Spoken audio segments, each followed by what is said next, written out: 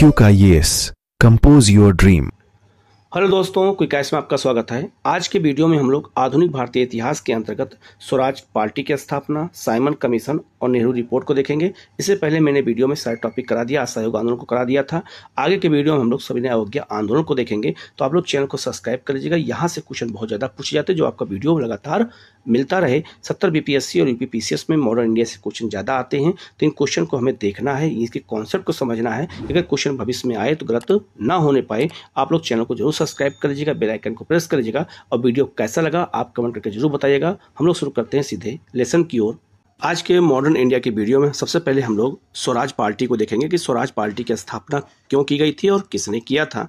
तो स्वराज पार्टी की जो स्थापना थी वो मार्च 1923 में इलाहाबाद में की गई थी। और किसने किया था, तो इसके संस्थापक थे चित्तरंजन दास। इसे हम इनको क्या कहते हैं, हम CR दास कहते हैं। और CR दास को सुभाष चंद्र बोस ने अपना राजनीतिक गुरु बनाया था। और स्वराज पार्टी का अगर पूछा जाए अध्यक्ष कौन थे, तो अध्यक्ष हैं चित्तरंजन दास, इन्हें हम CR दास कहते हैं। और मोतीलाल नेहरू इसके महासचिव थे। किस पार्टी के, स्वराज पार्टी के थे। इसका पूरा क्या नाम था, तो कांग्रेस खिलाफत स्वराज पार्टी इसका पूरा नाम था। इस पार्टी के सदस्य कौन थे, तो श्रीनिवास अयंगर थे। ये मद्रास जो है प्रांत के स्वराज पार्टी से जुड़े हुए थे। NC केलकर, विट्ठल भाई पटेल एक केंद्रीय विधानमंडल के अध्यक्ष बनाए गए थे। किस पार्टी थे, तो जो है स्वराज पार्टी से विट्ठल भाई पटेल केंद्रीय विधानमंडल के पहले अध्यक्ष बनने वाले व्यक्ति हैं, जो इसी पार्टी जुड़े हुए थे। उद्देश्य क्या था इस पार्टी का, इस पार्टी का मुख्य उद्देश्य था चुनाव के माध्यम से काउंसिलों में प्रवेश कर और उन्हें काम न करने देकर 1919 के भारत शासन अधिनियम का जो है उच्छेदन करना, मतलब उनका विरोध करना था। लेकिन स्वराज पार्टी स्थापित क्यों नहीं की गई, मतलब इसका विरोध क्यों हुआ स्वराज पार्टी का। तो स्वराज पार्टी के पीछे जो उद्देश्य था उसमें यह कहा गया था कि चित्तरंजन दास और मोतीलाल नेहरू का उद्देश्य था कि जब विधानसभा का चुनाव हो या काउंसिल का चुनाव हो तो हम पार्टी बनाते हैं और कांग्रेस पार्टी उसमें शामिल हो। क्यों, क्योंकि जो है गांधी ने असहयोग आंदोलन वापस ले लिया था और पूरे भारत में जो है असंतोष का माहौल है। तो अगर हम पार्टी बना लेंगे तो हम सरकार के बाहर तो विरोध कर ही रहे हैं, सरकार के अंदर भी विरोध करेंगे, उससे हमारा आंदोलन और सफल हो जाएगा। तो जो लोग चुनाव में शामिल होना चाहते थे उनको कांग्रेस में कहा गया परिवर्तनवादी। तो परिवर्तनवादी कौन लोग थे, चित्तरंजन दास, मोतीलाल नेहरू। लेकिन गांधी के नेतृत्व में ऐसे बहुत से नेता थे जो नहीं चाहते थे कि हम विधानसभा के चुनाव में शामिल हों या हम काउंसिल में शामिल हों, तो उन्हें कहा गया अपरिवर्तनवादी कहा गया। तो उसमें गांधी भी थे, नेहरू भी थे, ये लोग शामिल थे, वल्लभ भाई पटेल थे, राजेंद्र प्रसाद थे, उन्हें हम क्या कहते थे, अपरिवर्तनवादी। तो परिवर्तनवादियों में चित्तरंजन दास और मोतीलाल नेहरू ने मिल करके स्वराज पार्टी की स्थापना किया था कि काउंसिल में प्रवेश करेंगे और वहां जाकर के हम 1919 के अधिनियम का विरोध करेंगे। तो कांग्रेस बाहर से विरोध करेगी और हम अंदर से करेंगे। इसकी पृष्ठभूमि क्या थी, तो उसी पृष्ठभूमि को यहाँ समझाने का प्रयास किया गया है। लिखा है, मार्च 1922 में गांधी जी की गिरफ्तारी के बाद उपजी राजनीतिक शून्यता। तो इतना ज़्यादा जो है लोगों के अंदर निराशा उत्पन्न हो गई क्योंकि गांधी ने असहयोग आंदोलन वापस ले लिया और गांधी को गिरफ्तार भी कर लिया गया। इसीलिए लोगों में जो है बहुत ज़्यादा असंतोष था। विधान परिषद चुनाव में सम्मिलित होने पर कांग्रेस दो भागों में, दो गुटों में बंट गई, जिसको हमने नाम क्या दिया था, परिवर्तनवादी और अपरिवर्तनवादी। ठीक है, तो परिवर्तनवादी नेताओं ने जो है गया अधिवेशन में जो है उसके अध्यक्ष कौन थे, तो CR दास थे।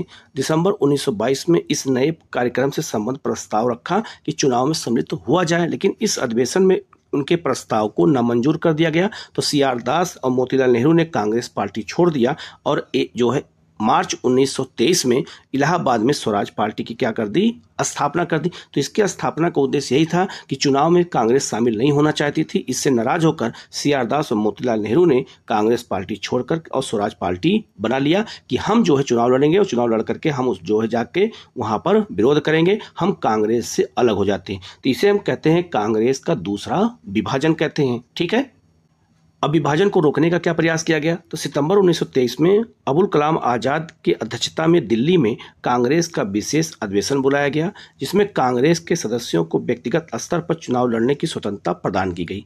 ये कहा गया कि कांग्रेस पार्टी चुनाव नहीं लड़ेगी, लेकिन कांग्रेस के जो सदस्य हैं वो व्यक्तिगत रूप से चुनाव लड़ सकते हैं, ताकि कांग्रेस का विभाजन न हो सके तो विभाजन को रोकने का प्रयास किया गया, लेकिन विभाजन रुक नहीं पाया और विभाजन दूसरा इसी समय हो गया। ठीक है, तो एक बार मौका दिया गया था।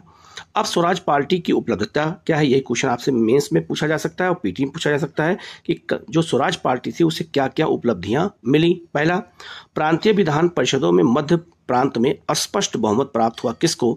तो स्वराज पार्टी को। तो आपसे पूछा जाएगा कि स्वराज पार्टी ने जब चुनाव लड़ा था जो किस प्रांत में बहुमत मिला था, तो मध्य प्रांत में बहुमत उसको मिला था। किसको? तो याद रखना, स्वराज पार्टी को। दूसरा, बंगाल में सबसे बड़े दल के रूप में कौन सी पार्टी थी? Swaraj party. Central legislative assembly, केंद्रीय विधानसभा की जो 101 सीटें थीं, उन 101 सीटों में से 42 सीटों पर जो है किसकी जीत होती है? तो स्वराज पार्टी की जीत होती है। तो 101 सीटों वाले सेंट्रल लेजिस्लेटिव असेंबली की 101 सीटों में से 42 सीटें किसने जीता? स्वराज पार्टी। तो स्वराज पार्टी को काफ़ी जो है तेजी से सफलता मिली। इन्होंने 1919 के अधिनियम की जांच हेतु जो है मुंडी मैन समिति नियुक्त कराई थी। तो अगर पूछा जाए कि 1919 के अधिनियम की जांच के लिए कौन सी कमेटी बनाई गई थी, तो मुंडी जो है मैन कमेटी बनाई गई थी। किसने बनाया था? तो स्वराज पार्टी के दबाव में बनाई गई थी। ये सबसे बड़ी सफलता थी उनकी। ये क्वेश्चन जो है 2 बार आईएएस में पूछा भी गया है, तो इसको अच्छे से याद रखना कि मुंडी मैन समिति की स्थापना जो क्यों की गई थी, तो 1919 के अधिनियम की जांच के लिए की गई थी। ये सबसे महत्वपूर्ण है, इसको हमें अच्छे से याद रखना है। ठीक है, इसके बाद इसके अतिरिक्त कपास पर लगने वाले उत्पाद शुल्क की समाप्ति, नमक कर में कटौती, श्रमिकों की स्थिति में सुधार और मजदूर संघों की सुरक्षा आदि महत्वपूर्ण कार्य किए। किसने? स्वराज पार्टी ने। जब चुनाव जीत करके वो जो है केंद्रीय विधानसभा में और जो है राज्य की विधानसभा में पहुंची, तो वो जो है इन सब मामलों में काफ़ी काम किया और कपास में जो लगने वाला आयात शुल्क था उन सबको क्या किया? समाप्त करने का काम किया। पब्लिक सेफ्टी बिल और ट्रेड डिस्प्यूट बिल को पारित न होने दिया। किसने? स्वराज पार्टी ने। तो ये दोनों बिल भारतीयों के खिलाफ थे। इन दोनों बिलों को स्वराज पार्टी ने पारित ही नहीं होने दिया। ये सबसे बड़ी इनकी सफलता थी। इसके अलावा एक जो सबसे बड़ी सफलता थी कि विट्ठल भाई पटेल को सेंट्रल लेजिस्लेटिव असेंबली का अध्यक्ष चुना गया, जिसे आज हम कहते हैं लोकसभा का अध्यक्ष। तो लोकसभा का अध्यक्ष जिसे चुना जाता है, वैसे ही विट्ठल भाई पटेल को जो है क्या चुन लिया गया? तो असेंबली का अध्यक्ष बना दिया गया। तो याद रखना, भारत के पहले ये जो है लोकसभा के अध्यक्ष कह जाए। अगर पूछा जाए लोकसभा का आज़ादी के पहले सबसे पहले अध्यक्ष किसे बनाया गया था, जिसे हम उस समय कहते थे सेंट्रल लेजिस्लेटिव असेंबली कहते थे, तो विट्ठल भाई पटेल थे। किस पार्टी जुड़े हुए थे? तो ये जो है स्वराज पार्टी जुड़े हुए थे। 1923 से 1924 ईस्वी में स्थानीय निकायों के चुनाव में सफलता मिली। किसको? स्वराज पार्टी को। तो स्थानीय निकाय मतलब हो गया नगर निगम के चुनाव में सफलता मिली। किसे? स्वराज पार्टी को। CR दास कोलकाता के मेयर चुने गए। ये बहुत महत्वपूर्ण है, इसको अच्छे से याद रखना। तो CR दास जो है कोलकाता के मेयर चुने गए। विट्ठल भाई पटेल अहमदाबाद के, राजेंद्र प्रसाद पटना के, जवाहरलाल नेहरू इलाहाबाद के मेयर चुने गए जो है स्थानीय निकाय के चुनाव में। तो ये बहुत बड़ी सफलता थी। और किसके मेयर कब चुने गए थे, ये भी आपको अच्छे से याद रखना। ये भी क्वेश्चन आपसे एग्जाम में पूछा जा सकता है। ठीक है, अब 1923 का चुनाव हुआ। तो 1923 का चुनाव हुआ तो उसमें क्या क्या चीज़ें प्रक्रिया अपनाई गई, कांग्रेस का उसमें क्या दृष्टिकोण था, इसको देख लेते हैं। तो कांग्रेस का दिल्ली अधिवेशन हुआ 1923 में। तो 1923 में मौलाना आज़ाद की अध्यक्षता में दिल्ली अधिवेशन में कांग्रेसी एकता को बनाए रखने हेतु समझौतावादी रुख अपनाया गया कि कांग्रेस का विभाजन न होने पाए। इस अधिवेशन में कांग्रेस ने अपने सदस्यों को स्वराज पार्टी के अंतर्गत चुनावी प्रक्रिया में सम्मिलित होने की अनुमति प्रदान कर दी कि जो है कांग्रेस के सदस्य, मतलब कांग्रेस चुनाव तो नहीं लड़ेगी, 1923 का चुनाव कांग्रेस नहीं लड़ेगी, लेकिन कांग्रेस के सदस्य को अनुमति दे दी गई दिल्ली अधिवेशन में कि आप जाइए और जो है क्या कहते हैं स्वराज पार्टी से चुनाव लड़ सकते हैं। तो इसीलिए राजेंद्र प्रसाद और जो है नेहरू को मेयर चुना गया था, एक को इलाहाबाद का और एक को पटना का। तो इन दोनों लोगों ने स्वराज पार्टी को नहीं अपनाया था, लेकिन जो है इनको अनुमति दे दी गई थी। इस विचारधारा का अपना समर्थन विट्ठल भाई पटेल और MR जयकर ने जो है इसका समर्थन किया था कि जो है कांग्रेस के लोग आए और चुनाव लड़े। अगर आपको वाक्य बना के पूछ दिया जाए कि 1923 के चुनाव में कि क्या कांग्रेस ने चुनाव लड़ा था, तो नहीं लड़ा था। क्या कांग्रेस के सदस्यों ने चुनाव लड़ा था, तो लड़ा था। तो मॉडर्न इंडिया में जब ऐसे क्वेश्चन आते हैं तब क्वेश्चन गलत हो जाता है। इसको हमें बहुत अच्छे से समझने की जरूरत है। अब आगे देखते हैं। यहाँ एक क्वेश्चन कई बार पूछा गया है कि गांधी दास पैक्ट क्या है। गांधी दास समझौता किसे कहते हैं, क्या है ये समझौता, क्यों किया गया था और कब किया गया था। तो दास इसमें कौन है, CR दास हैं, और गांधी को तो आप पता ही है। तो गांधी और CR दास के बीच जो समझौता हुआ था 1924 में हुआ था। क्या हुआ था समझौते में, फरवरी 1924 में जेल से जो छूटने के बाद गांधी रिहा हुए और गांधी जी ने नवंबर 1924 में चित्तरंजन दास और मोतीलाल नेहरू से मिलकर एक संयुक्त वक्तव्य प्रस्तुत किया जिसे गांधी दास पैक्ट के नाम से जाना गया। अगर आपसे पूछा जाए गांधी और दास समझौता कब हुआ था तो आप अच्छे से याद रखना। ये क्वेश्चन अगर एग्जाम में आएगा तो अक्सर लोगों को गलत हो जाता है क्योंकि किताबों में ऐसा नहीं मिलता है। आप जो है 3-4 किताब आप देखिएगा जा करके, उनमें आपको नहीं मिलेगा। जो स्टैंडर्ड किताब है खास करके बिपिन चंद्रा में भी आपको ये नहीं मिलेगा, ठीक है। तो आप इसको अच्छे से याद रखना कि जो है अगर मिलेगा भी तो थोड़ी जानकारी देकर के छोड़ देते हैं। तो आप इसको बहुत अच्छे से याद रखना कि गांधी दास समझौता कब हुआ था और क्यों किया गया था। क्यों किया गया था लिखा है इस पैक्ट के माध्यम से, पैक्ट मतलब होता है समझौता। इस पैक्ट में विधानसभाओं के भीतर स्वराज पार्टी को कांग्रेस के नेतृत्व में तथा उसके अभिन्न अंग के रूप में कार्य करने का अधिकार दे दिया गया। ठीक है, यह कहा गया कि स्वराज पार्टी को कांग्रेस के नेतृत्व में अभिन्न अंग मान लिया जाएगा। तो स्वराज पार्टी कांग्रेस का अभिन्न अंग है और उसको यह अधिकार दे दिया गया कि जो काम स्वराज पार्टी करेगी ये मान लिया जाएगा कि वो काम कांग्रेस कर रही है। ठीक है। दूसरा, साथ ही असहयोग आंदोलन को अब राष्ट्रीय कार्यक्रम नहीं मानने का निर्णय ले लिया गया। तो इसमें कहा गया कि जो असहयोग आंदोलन था जो खत्म कर दिया गया अचानक से चोरी चोरा घटना के बाद, उसे राष्ट्रीय कार्यक्रम नहीं माना जाएगा। ये क्वेश्चन भी आईएएस में पूछा गया था कि असहयोग आंदोलन को किस समझौते के तहत राष्ट्रीय कार्यक्रम नहीं माना गया है। तो वो जो है गांधी और दास पैक्ट के तहत किस समझौते के तहत किया गया था। इस बात को आप अच्छे से याद रखिएगा। ठीक है। रचनात्मक कार्यक्रमों की जिम्मेदारी गांधी जी को सौंप दी गई कि रचनात्मक कार्यक्रम जितने भी अपनाए जाएंगे उसकी जिम्मेदारी अब गांधी की रहेगी। तो इस पैक्ट के मुख्य प्रस्तावों को 1924 में गांधी की अध्यक्षता में संपन्न बेलगांव कांग्रेस अधिवेशन में स्वीकार कर लिया गया। अब आपसे पूछा जाएगा कि जो गांधी दास समझौता हुआ था वो कांग्रेस के किस अधिवेशन में उसको स्वीकार किया गया। तो बेलगांव कांग्रेस अधिवेशन में। इसके अध्यक्ष कौन थे, गांधी थे। 1924 में हुआ था और बेलगांव कहाँ है, कर्नाटक में है, ये आपको याद रखना है। और अगर आपसे पूछा जाए गांधी कांग्रेस के अध्यक्ष एकमात्र बार बनाए गए थे कब, तो 1924 में। और कहाँ, तो बेलगांव कांग्रेस अधिवेशन में। तो इसी में गांधी और दास पैक्ट को मान लिया गया। अब आगे बढ़ते हैं। तो मुंडी बहन समिति क्यों बनाई गई थी। तो ये स्वराज पार्टी ने इसकी मांग भी किया था कि मुंडी बहन समिति बनाई गई थी 1919 के अधिनियम की जांच के लिए। तो ब्रिटिश सरकार ने 1924 ईस्वी में सर एलेक्जेंडर मुंडीमैन की अध्यक्षता में रिफॉर्म इंक्वायरी समिति का गठन किया था। समिति कब बनाई गई थी, 1924 में।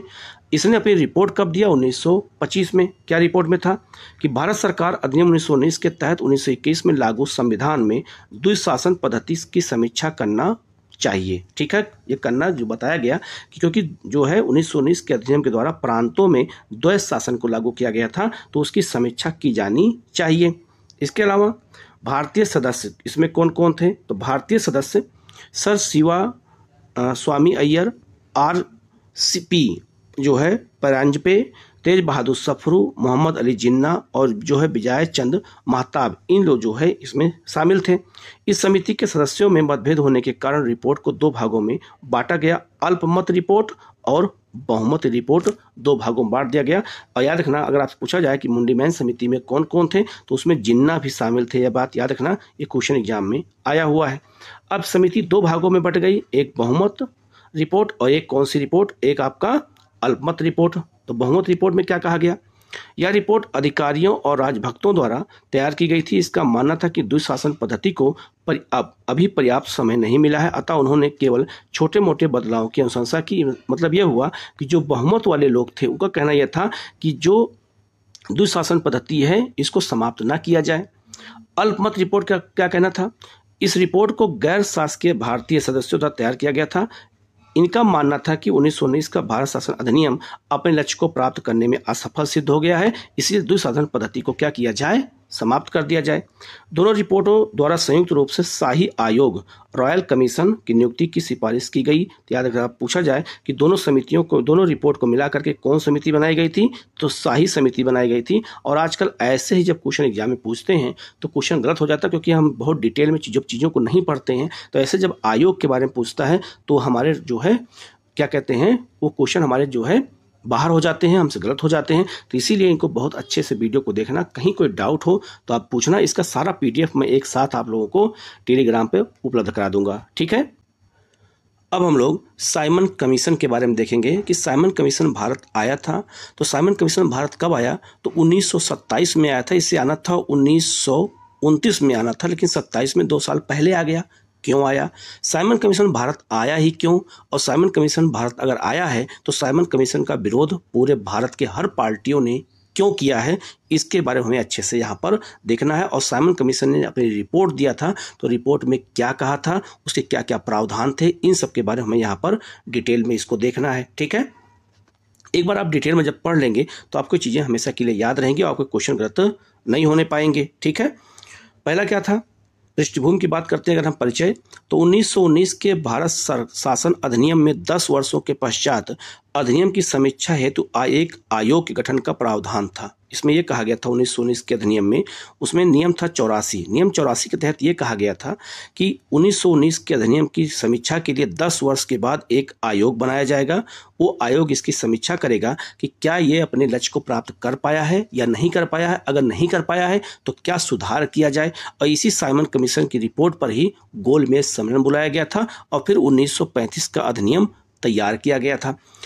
परंतु ब्रिटिश चुनावों के कारण 8 वर्ष पहले 1927 में ही इसको गठित कर दिया गया। तो याद रखना, ब्रिटेन में चुनाव होने वाला था, इसीलिए उसको 10 साल पहले नहीं, उसे 8 साल में ही जो है भेज दिया गया। कब? 1927 में ही भेज दिया गया। आयोग का परिचय अगर हम देते हैं तो आयोग की स्थापना किसने किया था? तो तत्कालीन ब्रिटिश प्रधानमंत्री स्टेनली वाल्डबिन जो है, जो कंजर्वेटिव पार्टी से थे, वो 8 नवंबर 1927 में गठित 7 सदस्यीय आयोग का गठन किया था। तो इसमें 7 सदस्य अंग्रेज थे, इसलिए इसको क्या कहते थे? तो इसको हम व्हाइट कमीशन भी कहते थे, आगे बताएंगे हम। इसको जो है इंडियन स्टैट्यूटरी कमीशन भी कहा जाता है। ये भी याद रखना, ये भी एग्जाम में आपसे पूछा जा सकता है कि इसको साइमन कमीशन को और किस नाम से जाना जाता है, ठीक है। अब आपसे पूछा जाए कि साइमन कमीशन का अध्यक्ष कौन था? तो साइमन कमीशन के अध्यक्ष जॉन साइमन थे। अगर पूछा जाए वो किस पार्टी से, तो लिबरल पार्टी से थे, ये आपको याद रखना है। उस समय भारत के वायसराय कौन थे? लॉर्ड इरविन थे। तो लॉर्ड इरविन की सिफारिश पर जो है सारे सदस्य, 7 सदस्य जो है वो ब्रिटिश रखे गए। किसके सिफारिश पर? तो ये इरविन ने कहा था, तभी ये 7 सदस्य अंग्रेज बनाए गए। चूंकि इस आयोग में कोई भारतीय नहीं था, अतः इसे श्वेत कमीशन कह करके विरोध किया गया। क्योंकि 7 अंग्रेज थे, इसलिए इसको श्वेत कमीशन या इसी को व्हाइट कमीशन कहा गया है। यह आपको अच्छे से याद रखना है, ठीक है। साइमन कमीशन का उद्देश्य क्या था? तो 1919 के भारत शासन अधिनियम की समीक्षा करना, यह आपको याद रखना है। उत्तरदायी सरकार की प्रगति की दिशा में किए गए कार्यों की समीक्षा करना, भारतीयों को और कितने तथा किस स्वरूप में संवैधानिक अधिकार दिए जाएं, इसकी समीक्षा करना था कि भारतीयों को कितने और किस रूप में और संवैधानिक अधिकार को उपलब्ध कराया जाए। इसकी समीक्षा करने के लिए क्या आया था? तो साइमन कमीशन भारत आया था। अब आपसे पूछा जाए कि साइमन कमीशन में कौन कौन सदस्य थे, वो किस पार्टी, इंग्लैंड में किस पार्टी जुड़े हुए थे, ये भी क्वेश्चन आपसे पूछा जा सकता है भविष्य में। तो जॉन साइमन जो है वो किस पार्टी से थे? तो लिबरल पार्टी से थे। बाथम कंजर्वेटिव पार्टी से थे। जो है स्ट्रेथ कोना कंजर्वेटिव पार्टी से थे। लेन फॉक्स कंजर्वेटिव पार्टी से थे। जो है कैडेगन, ये भी कंजर्वेटिव पार्टी से। एटली जो है लेबर पार्टी से थे। तो एटली ये वही व्यक्ति हैं जो भारत आज़ाद हुआ था तो इंग्लैंड के प्रधानमंत्री बने थे। और याद रखना, हॉटसोन जो है ये लेबर पार्टी से थे। तो लेबर पार्टी से 2 लोग थे। कंजर्वेटिव पार्टी की वहाँ सरकार ही थी, तो उसके सदस्यों की संख्या सबसे ज़्यादा थी। और लिबरल पार्टी से कौन थे? तो जॉन साइमन थे। तो इनके बारे में एग्जाम में आपसे पूछा जा सकता है। और एक बार क्वेश्चन ये भी आया था कि साइमन कमीशन का ऐसा कौन सा सदस्य था जो बाद में इंग्लैंड का प्रधानमंत्री बनता है? तो क्लेमेंट एटली, यही बाद में इंग्लैंड के प्रधानमंत्री बनते हैं। कब? जब हमारा देश आज़ाद हुआ था। तो इस फैक्ट को भी आप अच्छे से याद रखिएगा। अब भारतीयों की प्रतिक्रिया क्या थी इसमें? तो भारत में विरोध के कारण क्या थे? तो समय से 2 वर्ष पूर्व इसका गठन किया गया था। इसको लेकर लोगों में गुस्सा था। समिति में कोई भी भारतीय सदस्य नहीं था। भारतीयों का कहना यह था कि जब समीक्षा करने के लिए भारत के 1919 के अधिनियम के लिए आए हैं तो भारतीयों से ही जब पूछा जाएगा तो भारतीय सदस्य होने चाहिए जो भारतीयों की समस्या को बहुत अच्छे से बता सकेंगे। इसीलिए जो है इसका विरोध किया गया। सभी सदस्य ब्रिटिश थे। भारतीय संविधान निर्माता भारतीय नहीं थे। यही मांग हो रही थी कि भारतीय संविधान को उनको देना चाहिए जो भारत के रहने वाले हैं। और स्वराज हेतु आवश्यक योग्यता ये भी इसमें नहीं थी। तो ये निर्णय लिया गया कि हम साइमन कमीशन का क्या करेंगे, विरोध करेंगे। और पूरे भारत में इसका जगह जगह पे क्या हुआ, विरोध किया गया। कहाँ कहाँ विरोध हुआ इसको देखते हैं हम लोग। अब आपसे पूछा जा सकता है कि साइमन कमीशन का विरोध किन किन लोगों ने किया था। तो मोहम्मद जो है सफ़ी वाली मुस्लिम लीग ने किया था। तो मुस्लिम लीग भी दो भागों में बढ़ गई थी, एक मोहम्मद सफ़ी के नेतृत्व में, एक मोहम्मद अली जिन्ना के नेतृत्व में, आगे बताएंगे अभी। तो मोहम्मद सफ़ी वाली मुस्लिम लीग ने भी किया था। जस्टिस पार्टी ये मद्रास में थी, इसने विरोध किया। यूनियनिस्ट पार्टी पंजाब में थी, इसने विरोध किया। डिप्रेस्ड क्लास एसोसिएशन एक जो है डॉक्टर भीमराव अम्बेडकर की पार्टी थी, इसने विरोध किया।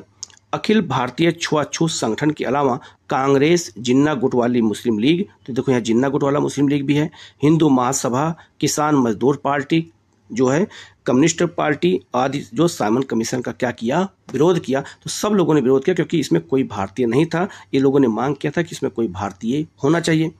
कांग्रेस ने हर चरण में और हर रूप में आयोग के बहिष्कार का निर्णय डॉक्टर अंसारी की अध्यक्षता में वाले 1927 के मद्रास अधिवेशन में लिया। अब आपसे पूछा जाएगा कि साइमन कमीशन का विरोध करने के लिए प्रस्ताव कांग्रेस के किस अधिवेशन में पास किया गया था। तो 1927 में मद्रास अधिवेशन पास किया गया था। अध्यक्ष कौन थे, डॉक्टर अंसारी थे। और उस आयोग के बहिष्कार का नाम क्या था, उसका नाम यह था हर चरण में हर स्वरूप में विरोध करना है। किसका, साइमन कमीशन का।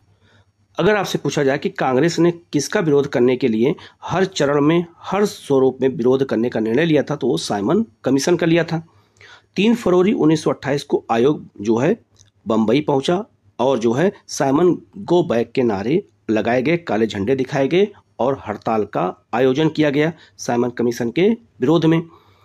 लखनऊ में किसने किया था, तो लखनऊ में जवाहरलाल नेहरू और गोविंद बल्लभ पंत द्वारा विरोध किया गया था। यहाँ एक घटना ऐसी घटी थी जो किताबों में नहीं मिलता है, लेकिन मैं जो है न्यूज़पेपर में मैंने एक बार पढ़ा था। साइमन कमीशन का विरोध करने के लिए जब लखनऊ साइमन कमीशन पहुंचा था तो पूरे लखनऊ में धारा 144 लागू कर दी गई थी और हड़ताल कर दिया गया था कि कोई भी आंदोलन नहीं कर सकता है। तो वहाँ पर आयोग जिस होटल में रुका हुआ था, उस होटल के ग्राउंड में साइमन कमीशन के लोग चाय पी रहे थे। तो वहाँ पर लखनऊ में एक पतंग को उड़ाया गया, बिल्कुल ब्लैक कलर की थी और उस पर लिखा हुआ था साइमन गो बैक। और उस पतंग को ऐसा काटा गया कि वो जा करके वहीं पे गिरा जहाँ पे जो है साइमन कमीशन के लोग बैठ के चाय पी रहे थे। तो इस तरह विरोध करने का जो तरीका अपनाया गया था वो लखनऊ में अपनाया गया था। तो पूछा जाएगा कि लखनऊ में साइमन कमीशन का विरोध किसने किया था, तो जवाहरलाल नेहरू और गोविंद बल्लभ पंत ने किया था। यही गोविंद बल्लभ पंत हैं जो उत्तर प्रदेश के पहले मुख्यमंत्री बने। लाला लाजपत राय द्वारा विरोध किया गया कहाँ पर, जो है पंजाब के लाहौर में। और यहाँ इनको लाठियों से किसने मारा था, सैंडर्स ने मारा था, जिसकी हत्या बाद में किसने किया था, भगत सिंह ने किया था। तो जो है लाठियों से प्रहार किया गया जिससे लाला लाजपत राय की क्या हो गई, दिसंबर 1928 में मृत्यु हो गई। इस दौरान लाला लाजपत राय ने कहा था कि मेरे ऊपर लाठियों से किया गया एक एक प्रहार एक दिन ब्रिटिश साम्राज्य के ताबूत की आखिरी कील साबित होगी। ये वाक्य किसने कहा था, तो लाला लाजपत राय ने कहा था। किसको कहा था, अंग्रेजों को कहा था। कब, साइमन कमीशन के विरोध के समय कहा था। ठीक है, अब आगे बढ़ते हैं।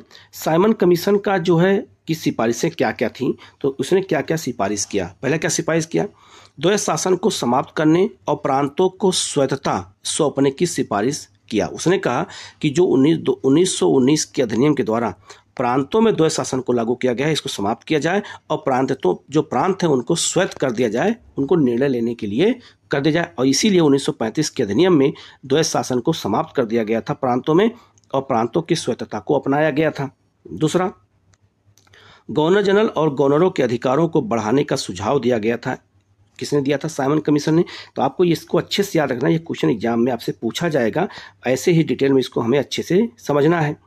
इसके अलावा केंद्र में भारतीयों को कोई भी उत्तरदायित्व ना दिया जाए, ये किसने कहा था, साइमन कमीशन ने। संघीय संविधान जो है निर्मित किया जाए और केंद्रीय विधानमंडल को पुनर्गठित किया जाए, ये सिफारिश किया। उच्च न्यायालय को भारत सरकार के नियंत्रण में लाने के लिए सुझाव। प्रांतीय विधानमंडल की सदस्य संख्या का विस्तार किया जाए, तो 1935 के अधिनियम में विस्तार कर दिया गया था। इसके अलावा अल्पसंख्यक जातियों के हितों के प्रति गवर्नर जनरल से विशेष ध्यान देने को कहा गया कि जो अल्पसंख्यक लोग हैं उन पर विशेष ध्यान दिया जाए। मताधिकार का विस्तार कर इसकी वर्तमान सीमा 2.8 से बढ़ा करके 10 से 15% तक लाने की बात की जाए। तो जो है मताधिकार को यह कहा गया बढ़ाया जाए, और इसमें यह भी कहा गया था कि महिलाओं को भी मत देने का अधिकार दिया जाए, ठीक है, जहाँ पे सब महिलाओं को मत देने का अधिकार नहीं था। इसके अलावा प्रत्येक 10 वर्ष के पश्चात जो है पुनरीक्षण आयोग की नियुक्ति की व्यवस्था को समाप्त कर दिया कि आगे से 10 वर्ष में कोई भी आयोग नहीं आएगा समीक्षा करने के लिए, जो आया हुआ है।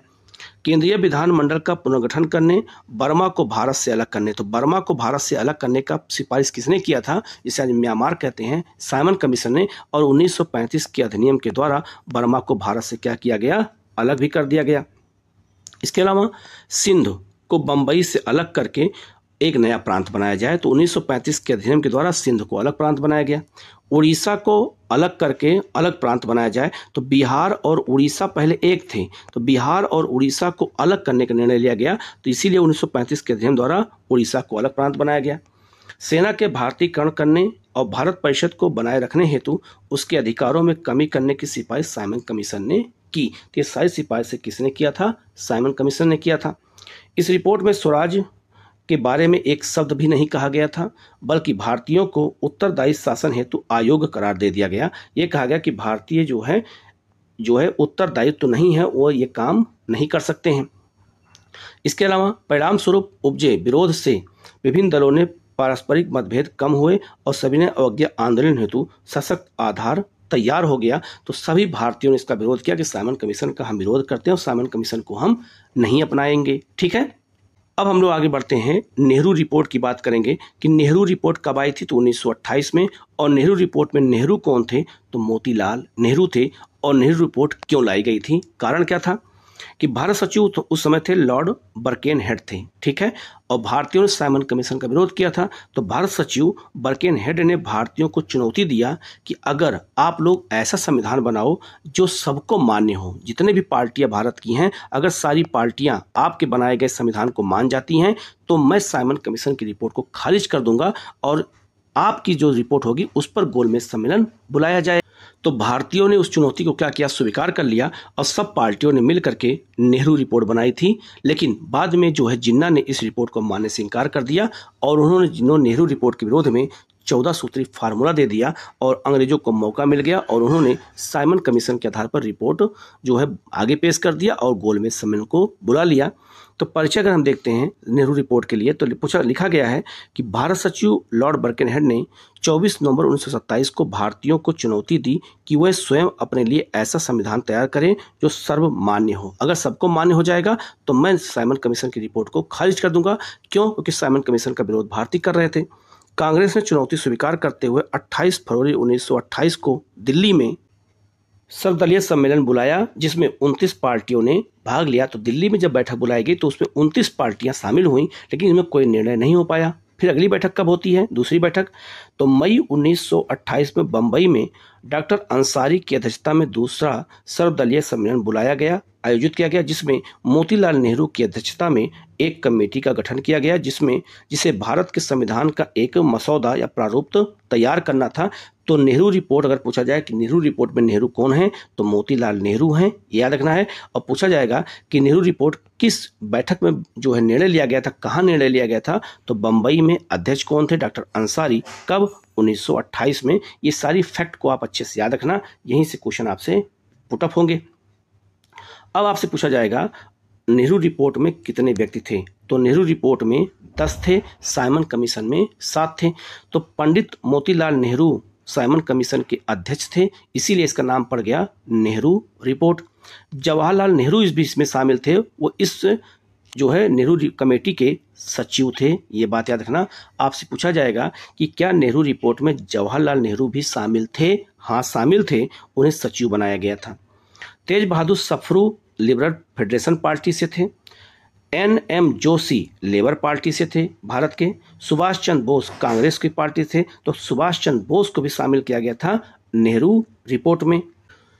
इसके अलावा MR जयकर थे, जो हिंदू महासभा के थे, बाद में अपना नाम इन्होंने वापस ले लिया था, ये भी क्वेश्चन पूछा जा सकता है।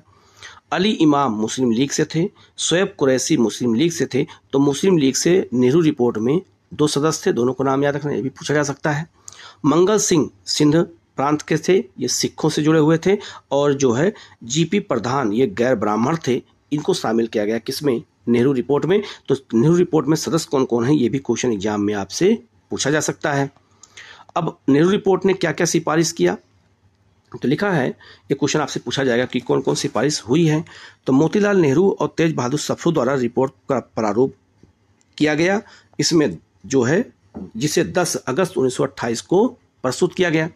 क्या रिपोर्ट में पहला प्रावधान क्या था, भारत को अधिराज्य का दर्जा या डोमिनियन पद दिया जाए। अब अधिराज्य या डोमिनियन किसे कहते हैं, तो इसका मतलब यह होता है कि जो गवर्नर जनरल का पद है वो अंग्रेजों के पास रहे, बाकी नीचे के जितने भी पद हैं वो सब भारतीयों को दे दिए जाएं, उसी को कहा जाता है अधिराज्य या डोमिनियन स्टेट।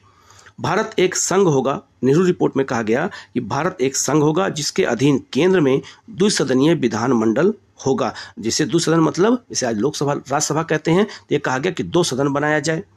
मंत्रिमंडल इस सदन के प्रति उत्तरदायी होगा। तो आज भी मंत्रिमंडल हमारा किसके प्रति उत्तरदायी होता है, तो याद रखना लोकसभा के प्रति उत्तरदायी होता है। इसके अलावा प्रांतों में द्वैध शासन नहीं होगा, यह कहा गया कि प्रांतों में द्वैध शासन को समाप्त किया जाए।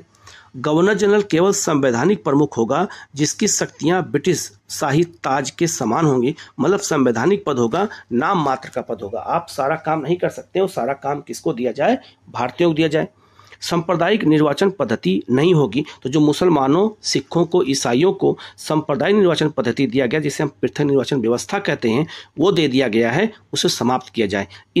इसी पॉइंट को लेकर के जिन्ना नाराज हो गए कि जो है मुसलमानों के जो निर्वाचन पद्धति को दिया गया है उसको समाप्त ना किया जाए, और जो है जिन्ना ने इस नेहरू रिपोर्ट को मानने से इनकार कर दिया। यही सारी बात बिगड़ गई। नागरिकता की परिभाषा दी जाए और 19 मूल अधिकारों को प्रतिपादित किया जाए। अब आपसे पूछा जाएगा कि पहली बार मूल अधिकारों की मांग किस रिपोर्ट में की गई थी, नेहरू रिपोर्ट में। और पहली बार नागरिकता को परिभाषित करने की मांग कब की गई, नेहरू रिपोर्ट में। यह आपको अच्छे से याद रखना है। इसके अलावा यह भी कहा गया कि एक सर्वोच्च न्यायालय की स्थापना की जाए जिसके अधिकार संसद द्वारा निर्धारित हो। तो आज भी सर्वोच्च न्यायालय के अधिकार कौन डिसाइड करता है, संसद करती है। तो यही मांग नेहरू रिपोर्ट ने किया था। सार्वभौम वयस्क मताधिकार 21 वर्ष की व्यवस्था की जाए कि 21 वर्ष के भारत के हर नागरिक को वोट देने का अधिकार दिया जाए। ये भी मांग किसने किया, नेहरू रिपोर्ट में। सिंध को बंबई प्रांत से अलग कर एक नया प्रांत बनाने की सिफारिश की गई। तो बंबई प्रांत कितना बड़ा था मैं आपको बता देता हूं। तो बंबई प्रांत ये आपका जो गुजरात है, महाराष्ट्र है और आपका जो पाकिस्तान का सिंध है, ये इतने बड़े प्रांत को कहते थे बंबई प्रांत। तो ये कहा गया कि जो है सिंध को काट के अलग कर दिया जाए और सिंध एक नया प्रांत बनाया जाए, और गुजरात और महाराष्ट्र वाले मिलाकर इसको हम बंबई कहते हैं। बाद में इसको 1960 में अलग किया गया 2 राज्यों में। भाषाई आधार पर प्रांतों गठन की सिफारिश की गई। ये भी नेहरू रिपोर्ट में कहा गया कि जो प्रांतों गठन किया जाए वो भाषा के आधार पर हो, और आज भी हमारे यहाँ भाषा के आधार पर ही प्रांतों का गठन भी किया गया है। इसके अलावा देसी रियासतों के नरेशों, मतलब देसी जो रियासत के राजा हैं, उनके अधिकारों की रक्षा का आश्वासन दिया जाए। नेहरू रिपोर्ट का भारतीय संवैधानिक इतिहास में विशेष महत्व है। नेहरू रिपोर्ट स्वतंत्र भारत के संविधान की पूर्वगामी जो पद्धति हुई थी, जो है प्रमाणित की गई थी। इसी कारण अनेक इतिहासकारों ने नेहरू रिपोर्ट को वर्तमान संविधान का ब्लूप्रिंट माना है। ये भी आपको याद रखना है। अब आगामी घटनाक्रम और मतभेद क्या हुआ। 1928 में लखनऊ सर्वदलीय सम्मेलन में जिन्ना ने नेहरू रिपोर्ट को मानने से क्या कर दिया, इनकार कर दिया या इसे स्वीकार कर दिया। तो जिन्ना ने क्यों अस्वीकार किया, क्योंकि उसमें सांप्रदायिकता का जो निर्वाचन व्यवस्था थी उसको समाप्त करने की बात की थी, जिन्ना नहीं चाहते थे। जिन्ना मुसलमानों के लिए केंद्रीय विधानमंडल में 1/3 प्रतिनिधित्व की मांग कर रहे थे, जिसे कांग्रेस ने अस्वीकार कर दिया। तो जिन्ना ने कहा कि मुसलमानों को केंद्रीय विधानमंडल में 1/3 सीटें दी जाएं, जिसे कांग्रेस ने मानने से इनकार कर दिया। तो जिन्ना नाराज हो गए। इसके अलावा जो युवा राष्ट्रवादी लोग थे, जो कांग्रेस मतलब युवा लोग थे, जैसे नेहरू, सुभाष चंद्र बोस, ये क्या कहना चाहते थे। तो युवा राष्ट्रवादी जैसे सुभाष चंद्र बोस, जवाहरलाल नेहरू, सत्यमूर्ति, ये चाहते थे कि डोमिनियन स्टेट की जगह पे पूर्ण स्वराज को रखा जाए, ये कांग्रेस का लक्ष्य बनाया जाए। ठीक है, तो चाहते थे कि पूर्ण स्वराज की बात हो, ये डोमिनियन स्टेट की बात ना हो। ये भी एक नया मतभेद खड़ा हो गया। नवंबर 1928 में सुभाष चंद्र बोस और जवाहरलाल नेहरू ने पूर्ण स्वराज की प्राप्ति हेतु ऑल इंडिया जो है इंडिपेंडेंस लीग की स्थापना की। यह क्वेश्चन 10 बार आया हुआ है कि जो है ऑल इंडिया जो है डिपेंडेंस लीग की स्थापना किसने किया था, तो सुभाष चंद्र बोस ने किया था और जवाहरलाल नेहरू ने किया था 1928 में। यह आपको अच्छे से याद रखना है, ठीक है। इसके अलावा अगर बात करते हैं तो गांधी जी ने सरकार को चेतावनी दी कि यदि 1 वर्ष के भीतर नेहरू रिपोर्ट के अनुसार डोमिनियन स्टेट का दर्जा नहीं दिया जाएगा तो कांग्रेस पूर्ण स्वराज से कम किसी प्रस्ताव पर समझौता नहीं करेगी, सहमत नहीं होगी। तो ये जो है गांधी जी ने कहा। तो इसीलिए जब लाहौर अधिवेशन हुआ 1929 में तो कांग्रेस ने कौन सा प्रस्ताव पास किया था, पूर्ण स्वराज का प्रस्ताव पास किया था। इसको हम लोग आगे बात करेंगे। अब ध्यान देने वाली बात है कि साइमन कमीशन के विरोध में कौन सी रिपोर्ट आई, नेहरू रिपोर्ट। और नेहरू रिपोर्ट के विरोध में कौन सी रिपोर्ट आई, तो जिन्ना का 14 सूत्री फार्मूला। तो जिन्ना के जो है 14 सूत्री फार्मूले में 14 पॉइंट थे, उसी को नाम दिया गया जिन्ना का 14 सूत्री फार्मूला नाम दिया गया। तो अगर पूछा जाए कि 14 सूत्री फार्मूला नेहरू रिपोर्ट के विरोध में किसने दिया था, तो मोहम्मद अली जिन्ना ने दिया था। तो लिखा है नेहरू रिपोर्ट के विरोध में मोहम्मद अली जिन्ना ने मार्च 1929 में अपनी रिपोर्ट दी जिसमें 14 शर्तें थीं। इसी को क्या नाम दे दिया गया, जिन्ना का 14 सूत्री फार्मूला। इसमें उन्होंने क्या क्या कहा, भारतीय संविधान जो परिसंघात्मक हो और अवशिष्ट शक्तियां प्रांतों को दी जाएं, जबकि आज अवशिष्ट शक्तियां किसको दी गई हैं, केंद्र को। अवशिष्ट शक्तियां किसे कहते हैं, जिनका उल्लेख संविधान में नहीं होता है, वो केंद्र को दी जाती हैं। जैसे परमाणु विभाग, अंतरिक्ष विभाग, इनका उल्लेख संविधान में है नहीं, तो इनको हम क्या मानते हैं, अवशिष्ट शक्तियां मानते हैं। सभी प्रांतों को एक समान स्वतंत्रता दी हो, ये इन्होंने मांग किया। सभी विधानमंडलों और निर्वाचित निकायों में अल्पसंख्यकों का पर्याप्त प्रतिनिधित्व हो, तो हर जगह इन्होंने मुसलमानों को ही हित के लक्ष्य काम किया। केंद्रीय विधानमंडल में मुसलमानों का प्रतिनिधित्व 1/3 से कम न हो। केंद्रीय और प्रांतीय विधानमंडल में मुसलमानों को कम से कम 1/3 प्रतिनिधित्व मिले। तो हर जगह पे इन्होंने किसको रखा, केवल मुसलमानों को रखा, ठीक है। इसके अलावा राज्य की सभी सेवाओं और स्थानीय निकायों में मुसलमानों के लिए स्थान आरक्षित हो। सांप्रदायिक समूहों के प्रतिनिधित्व हेतु पृथक निर्वाचन मंडल की व्यवस्था बनी रहे। उत्तर पश्चिमी सीमा प्रांत बंगाल और पंजाब में कोई भी क्षेत्रीय बदलाव मुस्लिम बहुल बहुमत को प्रभावित ना करे। ये भी कहा गया कि वहाँ पे कोई भी छेड़छाड़ ना की जाए। सभी संप्रदायों को धार्मिक स्वतंत्रता हो। सिंध को बंबई से पृथक किया जाए। तो सिंध को बंबई से पृथक करने के लिए सब लोगों ने कहा। उत्तर पश्चिमी सीमा प्रांत और बलूचिस्तान में संवैधानिक सुधार हो, ये मांग किया। मुस्लिम संस्कृति, धर्म और व्यक्तिगत कानून जो है, जिसे हम क्या कहते हैं, पर्सनल लॉ कहते हैं, को सुरक्षा दी जाए। इसमें कोई भी छेड़छाड़ न की जाए। किसी संप्रदाय के 3/4 सदस्यों के विरोध करने पर विधानमंडल अथवा स्थानीय निकाय में कोई विधेयक या प्रस्ताव न लाया जाए। ये किसने कहा, ये सब जो है उनके 14 सूत्री फार्मूले में सब दिया गया था। केंद्रीय, इसके अलावा क्या कहा उन्होंने कि केंद्रीय विधानमंडल द्वारा भारतीय परिषद की इकाई राज्यों की सहमति के बिना संविधान में संशोधन न किया जाए। तो उनकी सारी मांगे क्या थी, घूम फिर के जो है अल्पसंख्यकों से जुड़ी हुई थी। ध्यातव्य है कि जो है मोहम्मद अली जिन्ना ने उपयुक्त मांगों को इंग्लैंड में प्रथम गोलमेज सम्मेलन में पेश भी किया था। जिन्ना की इन मांगों में से अधिकांश मांगे अगस्त 1932 में जो है किसने, तो वहाँ के प्रधानमंत्री मैकडोनाल्ड ने सांप्रदायिक निर्णयों में स्वीकार भी कर लिया था। इस संबंध में डॉक्टर राजेंद्र प्रसाद ने लिखा था कि इन शर्तों का केवल इसलिए महत्व है कि वह रैमजे मैकडोनाल्ड ने इसके आधार पर भारत के लिए सांप्रदायिक निर्णय का सिद्धांत बनाया था। तो ये बात किसने कहा था, तो ये बात राजेंद्र प्रसाद ने कहा था। तो अंग्रेज चाहते भी थे कि भारत को इतने भागों में बांट दिया जाए कि जिससे वो एक ना हो सके। जो राष्ट्रवाद की बात ये लोग करते हैं वो राष्ट्रवाद खंडित हो जाए, ये अंग्रेजों का सबसे बड़ा उद्देश्य था। तो आज के वीडियो में हमने जो है 3 टॉपिक को देखा है, जिसमें हम साइमन कमीशन को, स्वराज पार्टी को और नेहरू रिपोर्ट और जिन्ना के 14 सूत्री फार्मूले को एक साथ में देखा है।